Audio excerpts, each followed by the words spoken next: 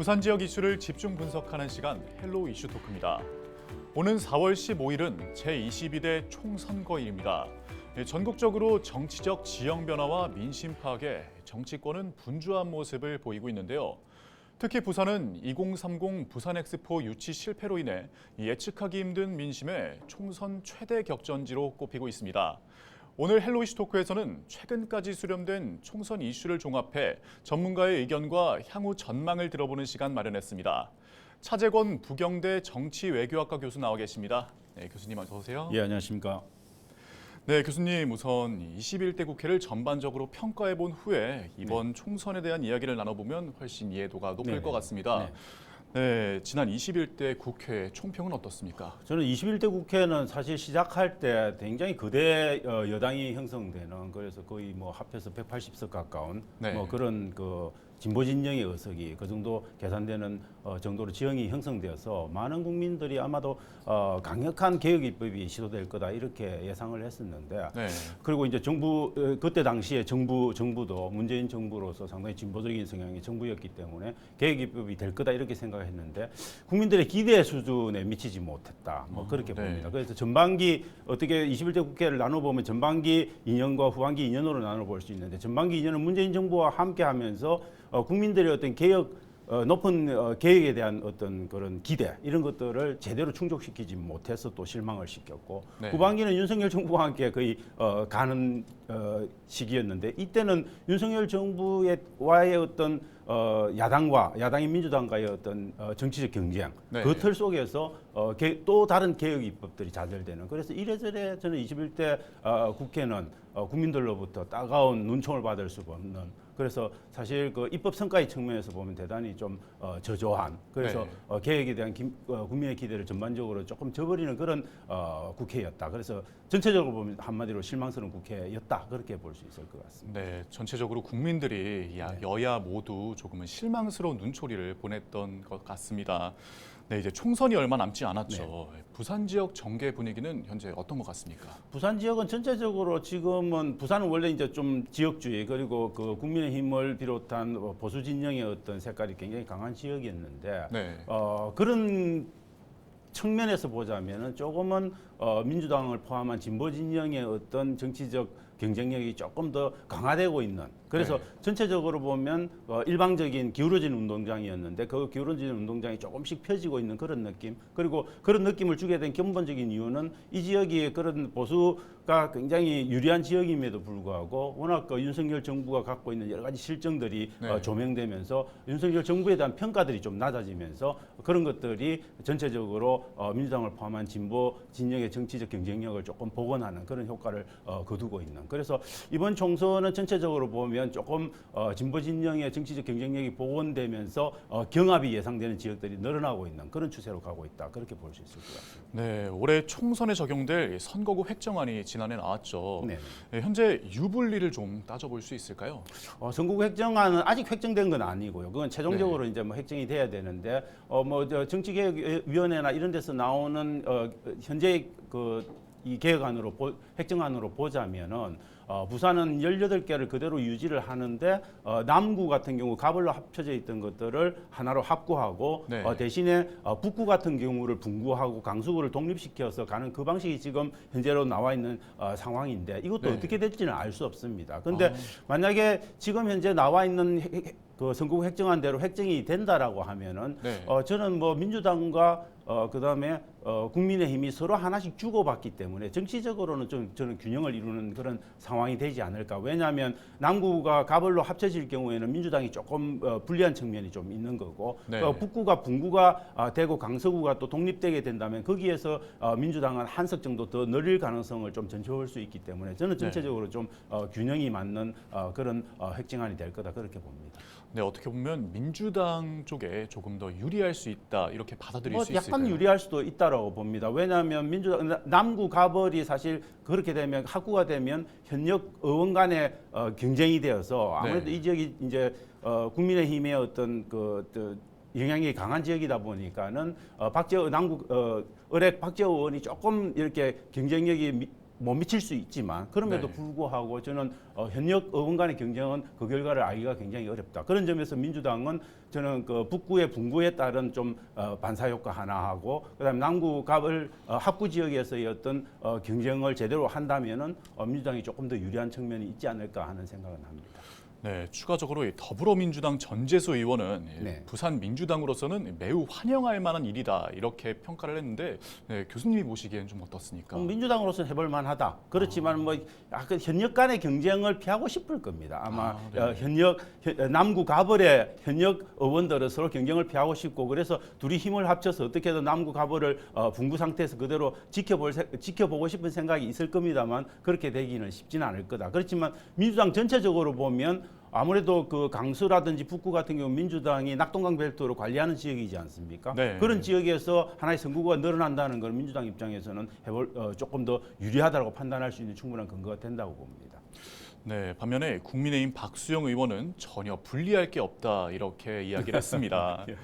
네, 각 정당마다 이렇게 자신만만한 이유가 있을 거라고 생각이 드는데요. 예. 네, 올해 총선에 영향을 미칠 대표적인 사안들이 혹시 있을까요? 저는 대표적인 사안은 이 선거구 획정이 어떻게 되는가도 여전히 조금 굉장히 큰 문제가 될 거고요. 네. 저는 이슈의 관점에서 본다면 엑스포 유치 실패한 것들이 네. 부산 민심에 실질적으로 어떤 영향을 미치고 있냐. 굉장히 부정적일 수밖에 없고 그 엑스포 유치하는 과정도 정말 좀 졸속적인 측면들도 많았고 네. 국민 일반들 그리고 부산 시민이 이해하기 힘든 측면들도 많았고 119대 뭐 29라는 정말 믿기 어려운 결과들이 나온 참패였기 때문에 이것들에 대한 저는 부산 시민의 어떤 심판 심리 이런 것들이 어떻게 작동할지가 저는 굉장히 큰 문제가 될 수도 있다. 그다음에 또 지역 균형 발전과 관련해서 나와 있는 현안들이 뭐 산업은행 이전 같은 문제라든지 그다음에 또 최근에 국민의힘에서 내놓은 글로벌 도시 특별법 이런 것들이 있는 거거든요. 그런 네. 것들이 이제 어떻게 처리되느냐 뭐 이런 것들에 대한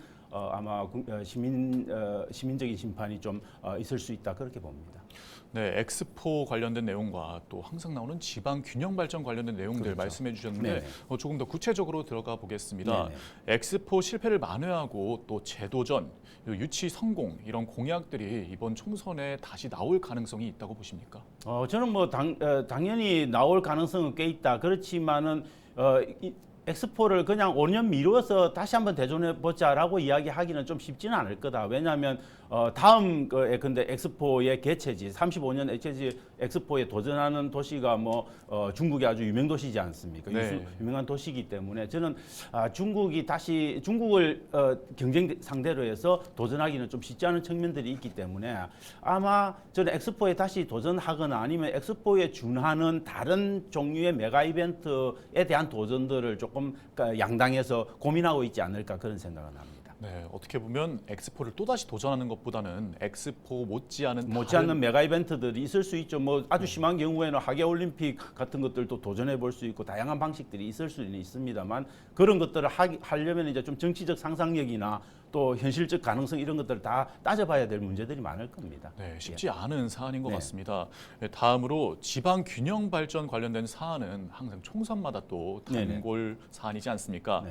네, 올해는 어떤 이슈가 주목받을 걸로 보이십니까? 저는 산업은행 이전이 제일 클 거고요. 이거는 지금 민주당이 제대로 된 입장을 내놓고 있지 못하기 때문에 국민의힘 입장에서는 산업은행 이전을 자신들이 주도해 나가면서 주도권을 장악해서 민주당을 계속 압박하려고 할 거고 이걸 통해서 총선 과정에서 시민들을 이제 갈라치게 할 아주 좋은 프레임의 이슈로 볼 겁니다. 그래서 네. 저는 이 부분에 민주당이 어떻게 공세를 막아낼 거냐 그리고 민주당 부산시당이 산업은행 이전에 대해서 어떤 자세를 갖고 그 시민들을 설득해 나갈 거냐 그리고 중앙당에 대해서 또 어떤 입장을 낼 거냐 이것들이 굉장히 중요한 포인트인데 저는 민주당 입장에서는 당연히 민주당의 지역 정당의 입장에서는 저는 산업은행 이전은 반드시 수용해야 된다. 그리고 네. 저는 거기에서 민주당이 한 발 더 나가서 좀 더 산업은행 이전보다 더 강력한 지방 분권을 요구하는 균형 발전을 요구하는 그런 이슈들을 조금 더 선도적으로 주도해 나가면서 오히려 국민의힘을 역공을 통해서 압박하는 그런 좀 강공 전략도 고민해 볼 필요가 있지 않을까 생각은 합니다. 그리고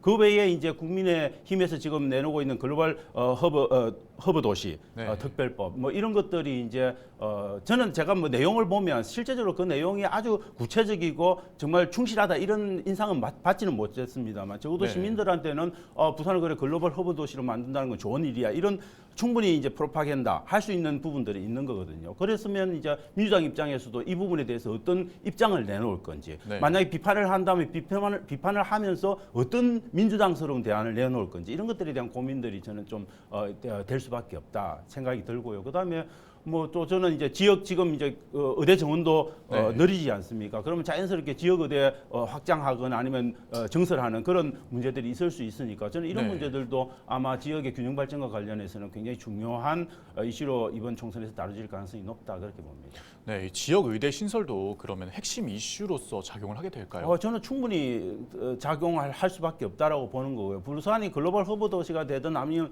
메가시티의 중심 도시가 되든 뭘 하든 간에 저는 균형 발전의 핵심적인 거는 여기에 지역 의료의 중심 체계를 만드는 게 굉장히 중요합니다. 네. 그렇게 지역 의료의 중심 체계가 만들어져야 저는 메가시티의 구상을 좀 더 확대해서 울산과 경남을 조금 더 흡수할 수 있는 견인력이 생긴다고 보는 거죠. 그래서 저는 대개 놓칠 수 없는 주제일 거다 그렇게 봅니다. 네, 위에 두 가지 굵직한 핵심 현안들을 살펴봤는데요. 이 밖에 또 어떤 현안들이 이번 총선의 성배를 가르게 될 주요 현안이 될까요? 저는 사실은 부산과 관련된 이슈들은 많습니다. 왜냐하면 고리원전 2호기의 수명 연장을 어떻게 할 건가? 그다음에 지금 현재 그 포화 상태에 있는 고준위 방사성 폐기물의 임시 저장 시설을 과연 고리에다가 만들 건가 말 건가? 네. 이거는 저는 메가톤급 영향력을 지닌 이슈라고 봅니다. 그런데 네. 지금 현재는 이 총선 국면에서는 지금 현재 밑에 좀 수면 아래에 가라앉아 있는 상태인 거죠. 네. 저는 그래서 이런 이슈들을 민주당이 좀 발굴해서 수면 위로 부상시키고 그래서 부산 시민들에게 조금 뭔가 부산이 원전으로부터 안전한 도시가 되기 위해서 뭘 해야 된다 이런 것들을 보여줄 수 있는 어떻게 보면 이슈 개발이 필요한 부분들이 있어서 저는 네. 이건 조금 더 수면 위로 부상할 가능성이 있다라고 보는 거고요. 그 과정에서 민주당의 어떤 일정한 역할들이 좀 필요하고 야당과 시민사회의 역할이 좀 필요한 부분들이 있다라고 보는 거고 네. 그다음 또 한 가지도 그 뭐 핵과 관련된 핵 안전 문제와 관련된 건데 후쿠시마 오염수 방류 문제가 사실 부산은 이제 수산업이 굉장히 발달한 도시이기 때문에 만약에 이런 이슈들이 다시 재점화된다면 굉장히 큰 문제가 될 수도 있다. 그래서 네. 저는 지금 현재 부산에서는 그런 이슈들이 조금 잠재해 있는 부분들이 있고 그다음에 최근에 이제 도심 철도시설 지하 네. 경부선 지하 문제가 지금 특별법을 통해서 이미 확보가 되지 않았습니까? 그러면 네. 부산에 이제 그 지하화해서 지상화되는 그 공간들, 지상에 남는 공간들을 어떤 방식으로 개발해 나갈 건가에 대한 양당의 어떤 이슈 경쟁 이런 것들이 저는 좀 있을 수 있다 그렇게 봅니다. 네, 여러 가지 현안들이 오고 가는 것 같습니다. 네네. 네, 부산 총선에는 이 위성 정당 출범이 또 어떤 영향을 미치게 될까요? 저는 부산 총선에서 위성정당이 출연하게 되면은 저는 지금 현재 이준석 신당과 그다음에 이낙연 신당으로 대표되는 그런 새로운 신당 세력들 그리고 제 3지대 그 어떤 통합 정당을 만들기 위한 노력들 이런 것들이 조금 더 가속화될 가능성이 굉장히 높고 네. 그래서 저는 정당의 어떤 경쟁들이 훨씬 더 가속화될 가능성이 높다라고 봅니다. 그러면은 그런 정당들이 근데 비례대표 선거를 통해서도 경쟁을 하겠지만은 지역구에서도 뭘 하기 위한 노력들을 하게 될 겁니다. 그러면 네. 저는 특히 이준석 신당 같은 경우는 이 지역에서 뭔가 지역구에서도 존재감을 갖기 위한 정당이 되기 위한 노력을 하게 될 거고 그러면 당연히 부산의 보수적인 민심들에 조금 더 영향을 미칠 가능성이 크다 그렇게 보는 거죠.